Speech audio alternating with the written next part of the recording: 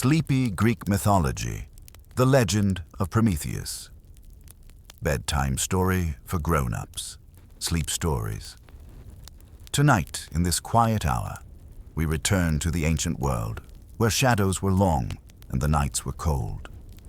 Long before fire touched mortal hands, humankind lived in silence and in darkness, yearning for warmth, yearning for light. And from this longing, a story was born.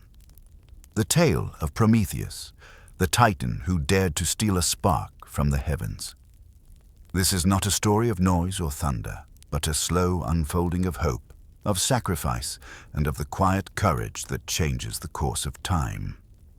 As you listen, let the rhythm of the words carry you gently, like a soft flame glowing in the dark. You are listening to Mythology, where history and myth drift into dream. Now let us begin. The legend of Prometheus.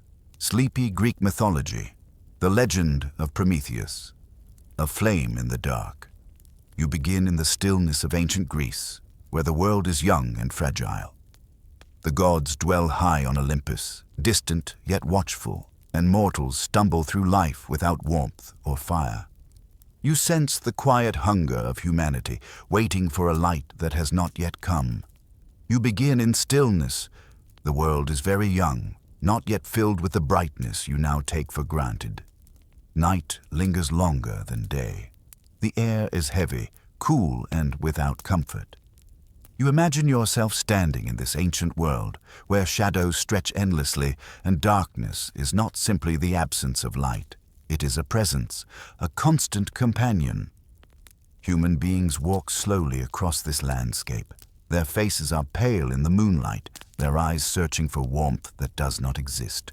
They huddle together, pressing close against the cold, their breath rising like fragile smoke that disappears almost as soon as it appears. You can hear the wind whisper across the bare earth. It carries no song, no laughter, only the endless hush of survival. In this time before fire, people live cautiously, as though every moment might slip into danger. Without light, there is no safety at night. The wild hides in the shadows, beasts with glowing eyes, claws scratching against stone. Every rustle in the tall grass is a threat. Every branch snapping in the forest could be a predator waiting. You feel their fear, sharp and quiet, like a second heartbeat. There are no torches to chase away the beasts, no hearth to warm a home, no spark to cook the food that lies raw in their hands. Instead, they chew tough roots, bitter and hard, or tear at cold flesh, hoping it might give strength. Their stomachs ache, but their spirits ache even more, for something inside them knows they were meant for more than this. As the days stretch into nights, and nights stretch into endless silence, humankind begins to dream of light. They dream of warmth, of flames dancing gently against the dark, of a glow that could turn strangers into family and fear into rest. But these are only dreams. Nothing yet burns in their world. Nothing yet glows. High above them, far beyond the reach of their hands, the gods sit on their thrones atop Olympus. To the people, the gods are distant as the stars, visible perhaps but untouchable. The gods have warmth, the gods have light. The gods dine in golden halls where fire roars in endless brilliance. They have what mortals do not, and they guard it jealously. You can almost hear the quiet murmur of human prayers drifting upward. Whispered voices rise in the night, begging for kindness, for warmth, for a single spark. But no answer comes. The heavens remain still. Zeus, the great king of the gods, looks down with indifference. In his eyes, humanity is fragile, unworthy of divine gifts, too small to be trusted with such power. So the people wait and wait and wait. They live through winters that cut into their bones. They endure nights where the stars are cold companions, glittering above but offering no heat. They survive, but survival is thin, brittle, and almost joyless. You can feel their longing, soft but unbroken, like a candle that has not yet been lit. In this silence, in this world without fire, the story begins. The stage is bare, the darkness is deep, and humanity stands trembling, yearning for a gift it cannot yet name. You feel their yearning as your own, pulsing through your chest as though you too are waiting for something that has never come. And so you wonder, as the ancient mortals must have wondered, how long can one wait in darkness before a light finally arrives? The Titan's secret heart, Prometheus, a Titan, gazes at humankind with tender defiance. Unlike his fellow immortals, he sees potential, fragile yet bright, in the mortal soul. His heart whispers against Zeus's command, for he cannot bear to see humankind shivering in shadow. A secret decision begins to form in him, like a spark. Far above the earth, where the clouds cling to mountains and the winds carry whispers, the Titans once walked. They were the elder powers, older even than the gods of Olympus. Most had been cast aside, defeated in a great war between the old and the new. Yet one remained close, neither enemy nor true ally, moving quietly between both worlds. His name was Prometheus. Prometheus was unlike the others. Where many Titans were known for strength, for fury, for storms and stone, Prometheus was known for thought. His name itself means forethought, the ability to see what lies ahead. He was a thinker, a planner, a quiet watcher of the world below. While others sought glory or revenge, he sought understanding. And what he understood most was this: humanity was suffering. You picture him standing at the edge of Olympus, gazing down at the mortals below. His eyes, ancient and wise, follow the small movements of men and women stumbling in darkness. He sees their hunger, he sees their fear, he sees their longing. Again and again, his gaze lingers not on gods, but on mortals, as if their fragility draws him closer than any immortal splendor ever could. Where Zeus sees weakness, Prometheus sees possibility. Where the gods see servants, Prometheus sees companions. Where others see dust and bones, he sees sparks waiting to ignite. You imagine him leaning forward as though listening to the unspoken prayers of humankind. Their whispers rise like smoke, fragile but steady, and something in his immortal heart answers. Unlike the gods who mock or ignore, he feels their cries as though they were his own. A quiet ache begins to grow within him, an ache that cannot be stilled by reason or fear. Yet there is danger in such tenderness. Zeus does not forgive disobedience. He rules Olympus with thunder in his hands and suspicion in his eyes. Every god knows that his will is not to be questioned, and yet Prometheus carries a secret flame in his chest, compassion. It burns softly, invisibly, but it is there, glowing against the cold authority of Olympus. The Titan begins to walk apart from the others. He avoids their feasts, their laughter, their endless games of power. Instead, he watches the earth more closely. He sees mortals crouching in caves, tracing pictures on stone walls, their hands rough with labor, their children shivering in the night. He sees them share what little they have, passing roots and berries, pressing close for warmth. He sees their courage, small but steady. In their trembling, he sees beauty. In their hunger, he sees strength. In their eyes, he sees the beginnings of dreams. Prometheus cannot look away. Something inside him whispers louder with each passing day. They deserve more. They deserve a chance. They deserve fire. But fire is forbidden. Fire is divine. Fire belongs to the gods alone. The thought circles in his mind like a restless bird. At first, it is only a spark, a flicker of doubt against Zeus's harsh law. But soon it grows, it glows brighter, filling his chest until he feels he cannot contain it. He begins to imagine what it would mean if humanity held fire in their hands. If they could cook their food, light their homes, forge their tools, and carve their own destiny. He imagines a world where mortals are not merely surviving, but creating. And so a choice begins to form, slow and steady, inside the heart of the Titan. It is not a choice of pride, nor of rebellion, but of love. Love for those who stumble in the dark, love for those who pray in vain, love for those who have never been seen as worthy. The secret grows, the flame glows, the heart of Prometheus is no longer still. And you are left to wonder, as he must have wondered, what would you risk if compassion burned brighter than fear? Theft of fire.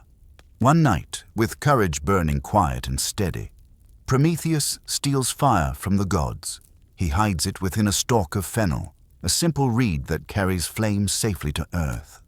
When fire touches mortal hands for the first time, it is as if the stars themselves descend into their homes. The thought becomes a decision. The decision becomes a plan, and the plan leads Prometheus to the moment that will change the fate of humankind forever. It is night on Olympus. The halls of the gods glow with eternal brilliance. Fires blaze in golden braziers, flames leap joyfully from torch to torch, and shadows dance against marble walls. The gods are at ease, feasting, laughing, drinking nectar, unconcerned with the world below. To them, fire is nothing special, simply part of their eternal abundance.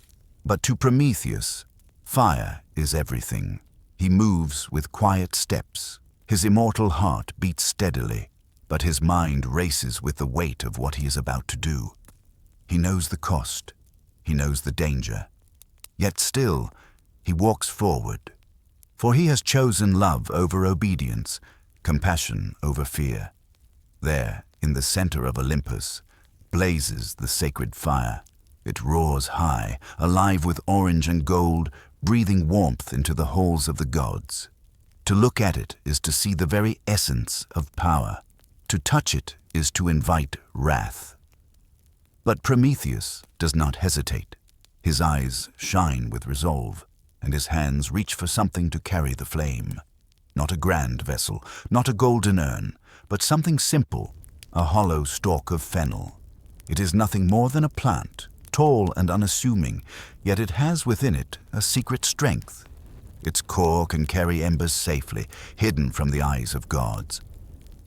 Prometheus lifts the stalk gently, almost reverently, and draws a single flame into its heart. The fire sinks into the reed, glowing softly, hidden but alive. He holds it close, feeling its warmth against his hand. For a moment, the flame seems to whisper, flickering as though it knows it has been chosen for something greater. Prometheus turns away from Olympus, from the laughter of gods, from the watchful eyes of Zeus, and begins his descent toward earth. Down he walks, through clouds heavy with silence. Down he moves, past stars that blink curiously as he carries their sibling flame. Down he travels, until the earth spreads out before him, dark and waiting. At last he arrives. Mortals gather in their caves, wrapped in furs, their eyes dull with exhaustion. They do not know what he brings. They do not yet know what will change. Prometheus bends low, the stalk still glowing faintly in his hand. He kneels, pressing the reed gently into the dirt, and with a careful breath, he releases the fire. It begins small, a spark, a flicker, a glow. The mortals lean closer, their faces pale in the orange light. Their eyes widen, reflecting flames for the very first time. Then, with kindling and breath, the flame grows, spreading into a fire that crackles and sighs into the night. You can almost hear their gasps. For the first time, warmth floods their bodies. Cold no longer bites their skin. Shadows retreat from the edges of the cave. The fire's glow turns fear into comfort, hunger into hope.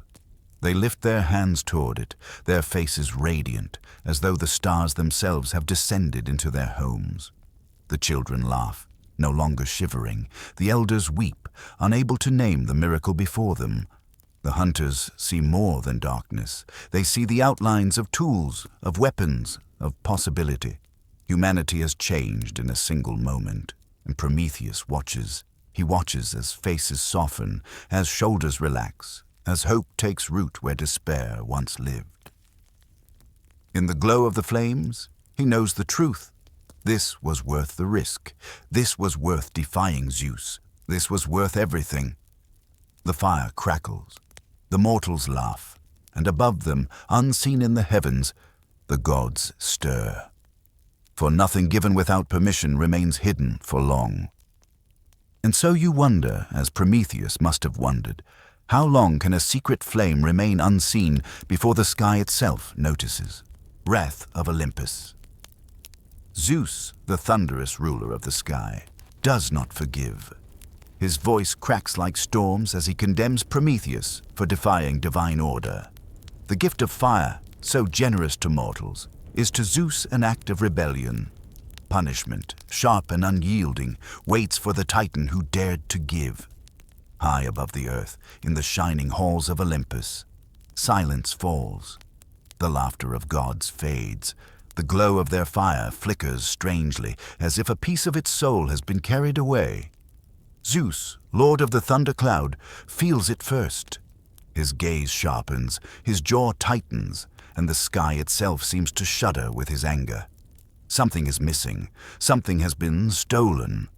Zeus rises from his throne, the great seat carved of storm and sky. Around him the gods grow restless, their feasts pause, their goblets lower, their eyes glance nervously at their king. For when Zeus grows silent, the world grows uneasy. He scans Olympus, his voice like thunder when he speaks. Who dares defy me? The truth cannot be hidden for long. Whispers stir among the immortals. Some glance toward Prometheus, knowing his gaze has lingered too long upon mortals, his heart too soft, his thoughts too restless. Zeus does not need confession. He knows. He feels the absence of fire in his bones, the betrayal burning hotter than the stolen flame itself. Anger rolls through him like a storm building at sea. He sees mortals below, gathered around their new fire, their faces glowing with warmth they were never meant to know. He sees their joy, their courage, their laughter echoing into the night. To Prometheus, it is a triumph. To Zeus, it is an insult. For Zeus does not see fire as kindness. He sees it as rebellion. Fire is power, and power belongs to the gods. To place such strength in mortal hands is to question the order of the cosmos, to weaken the throne of Olympus itself. What Prometheus calls compassion, Zeus calls treachery. You imagine the heavens stirring as Zeus lifts his hand. Clouds gather, heavy and black, curling across the sky. Lightning trembles in his grasp, eager to be unleashed. His voice rumbles through the mountains, through the seas, through the very hearts of mortals below. Ungrateful ones, you are meant to crawl, not rise. You are meant to fear, not to dream. And you, Prometheus, you will answer for this crime. The gods do not protest. They know Zeus's will is iron. They know his punishments are relentless. Some pity the Titan, but none speak aloud. For to question Zeus is to share in his wrath. And so they sit in uneasy silence while thunder shakes the pillars of Olympus. Prometheus does not bow. He does not beg. He stands calm, though he knows the storm is for him. His heart does not waver, for he has seen the faces of humankind lit by fire, and no punishment can erase that sight. Yet he also knows the cost has only just begun. Zeus's anger is not only for Prometheus, it spills outward, touching mortals too. In some stories, he forges a punishment for them as well. A woman named Pandora, carrying a jar filled with sorrows that will scatter across the earth. Where there was only hope, now there will also be grief. Where there was laughter, now there will also be pain. It is Zeus's way of reminding mortals that gifts from the gods are never free. The balance has shifted. Fire burns on earth, but storms now brew above it.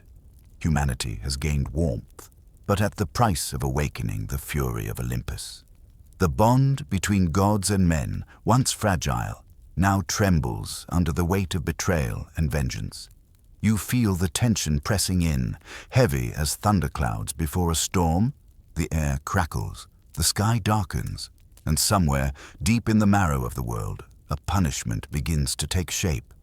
One meant not to kill Prometheus, but to make him suffer endlessly for daring to love too much. And so you wonder, as the mortals must have wondered when they first heard the thunder roll.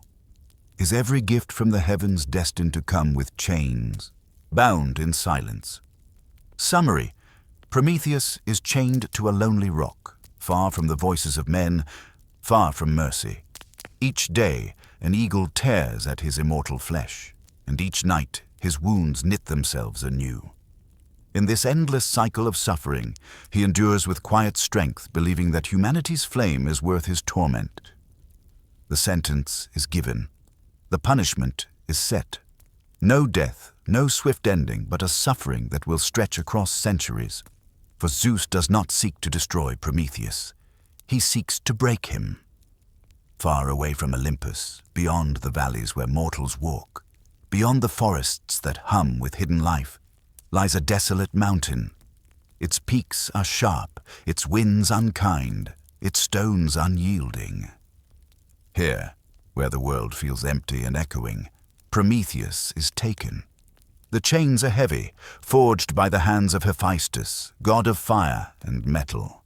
Even Hephaestus, who pities the Titan, dares not resist the command of Zeus. With sorrow, he clasps the shackles around Prometheus's wrists and ankles, binding him tight against the rock. The mountain becomes his prison. The sky becomes his ceiling. The silence becomes his companion. There he lies, stretched against the stone, his body pressed into the cold cliff, his arms held wide as though crucified by the very heavens. The wind cuts against his skin, carrying the bite of snow in winter, the sting of heat in summer. He cannot move, he cannot rest, he cannot hide, and each day as the sun climbs, the punishment begins again. From the sky, an eagle descends, the bird of Zeus, vast and merciless, its wings slicing the air, its cry sharp as steel. It lands upon Prometheus, its talons scraping the rock, its beak glinting in the light. With hunger that never ends, the eagle tears at his flesh, plunging into his side, feasting upon his liver. The pain is sharp, raw, unending. Prometheus cries out, but the mountain absorbs his voice. The gods do not answer. The mortals cannot hear. When night comes, the eagle departs, leaving ruin in its wake. Yet Prometheus does not die. His immortal body heals itself, slow but certain, knitting torn flesh back together, rebuilding what has been devoured. By dawn, he is whole again. By noon, the eagle returns. And so the cycle continues. Pain, healing, pain again. No relief, no escape, no end. You can feel the rhythm of his suffering, like a drumbeat that never stops. Morning brings agony, evening brings emptiness, night brings dread. Morning brings agony again. It is a wheel that turns without pause, a pattern carved into eternity. And yet Prometheus endures. His eyes, though clouded with pain, still gaze outward. He does not curse humanity. He does not regret the gift of fire.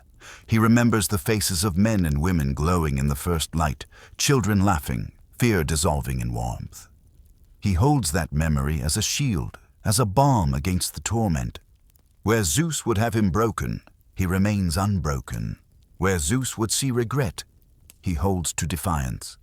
His silence is not surrender, it is strength. There are nights when the stars hang close, glittering above the lonely mountain.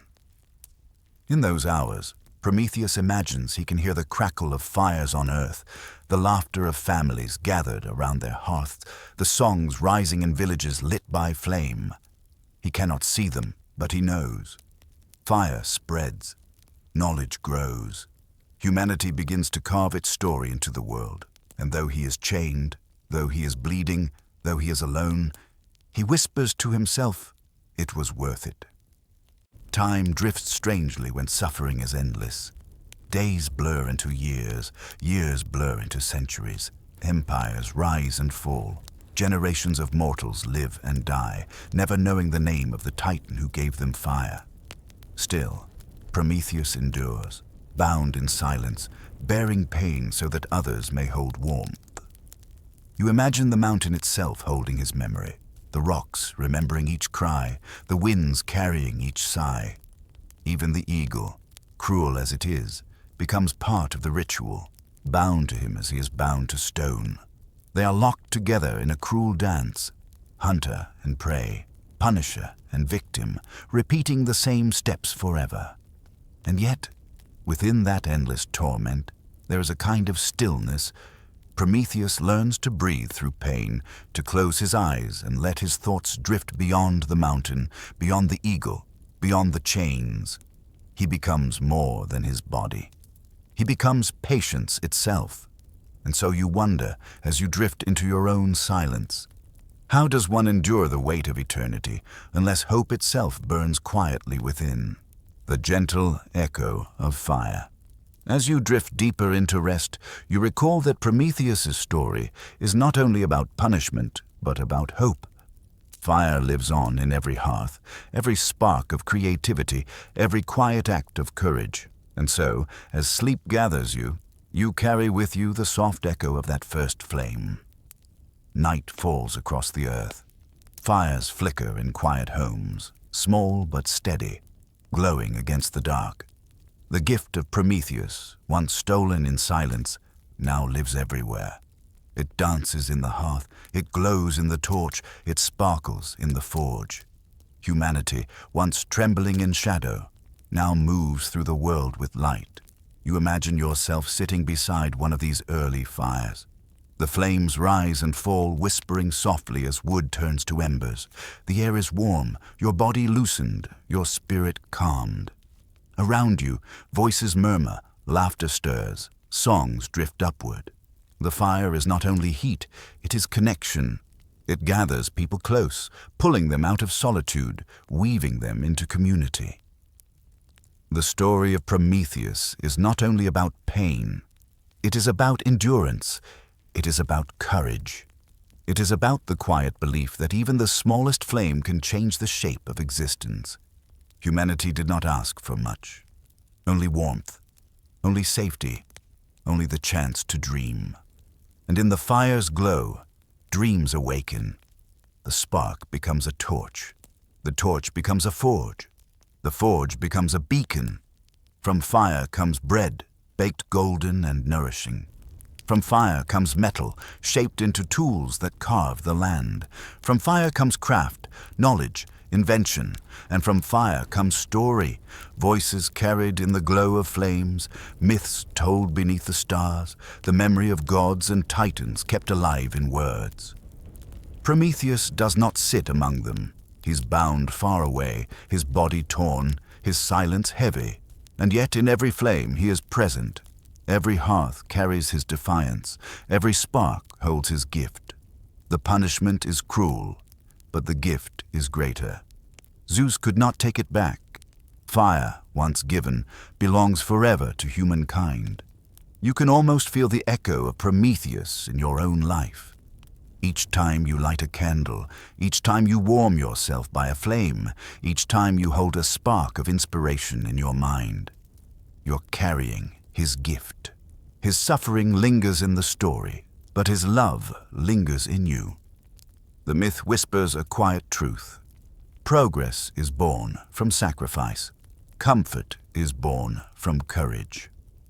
Every step humanity takes forward is built on the shoulders of those who dared to imagine more. Prometheus imagined a world where mortals did not crawl, but stood upright, faces lit by fire. And because he imagined it, you live in it. The eagle still comes. The chains still bind. Yet Prometheus endures. And perhaps in some secret corner of his boundless heart, he knows his suffering has not been in vain. He knows the fires still burn. He knows the mortals still thrive. He knows that hope, once lit, is harder to extinguish than even Zeus could imagine. And now, as you rest, you feel that same hope soft within you. You feel it as warmth on your skin, as light behind your eyes, as a quiet fire in your chest. The story lingers not as thunder, not as punishment, but as a calm flame, steady and reassuring. The night deepens, the fire burns low, its glow turning gentle, its embers sighing softly into the dark. Around it, silence grows, but it is no longer the silence of emptiness. It is the silence of peace. And so you breathe slowly, deeply, carried by the rhythm of the flames. You let the story settle, like ash drifting to earth. You close your eyes and carry with you the gentle echo of fire, the warmth of defiance, the comfort of endurance, the quiet light of hope. And as sleep gathers you, one question remains, soft as a whisper in the dark. When you awaken, how will you carry the flame within you? The quiet flame. And so the story of Prometheus rests in your heart, a titan who defied the heavens, a gift that changed the earth, a punishment that echoed through time. Yet even in chains, even in silence, his fire lives on. The myth lingers not as thunder, but as warmth, not as punishment, but as possibility, not as torment, but as a small, steady light. Tonight, as you close your eyes, you too carry that light. It glows quietly within you, like embers waiting for breath. It is the spark of hope, the flame of imagination, the warmth of courage. It needs nothing loud, nothing grand, only stillness, only presence, only rest. The world softens now.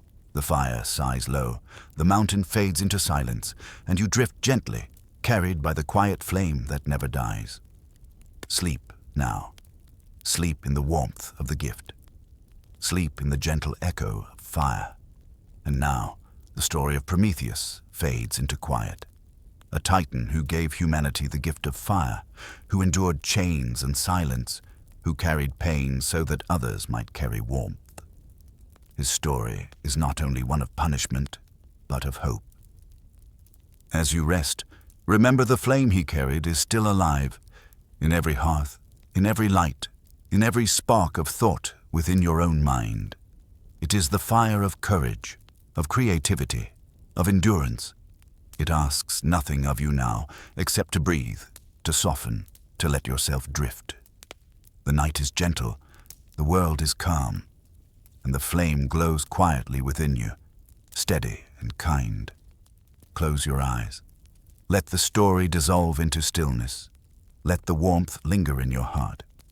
Sleep deeply, sleep peacefully, and carry the gentle echo of fire with you into your dreams.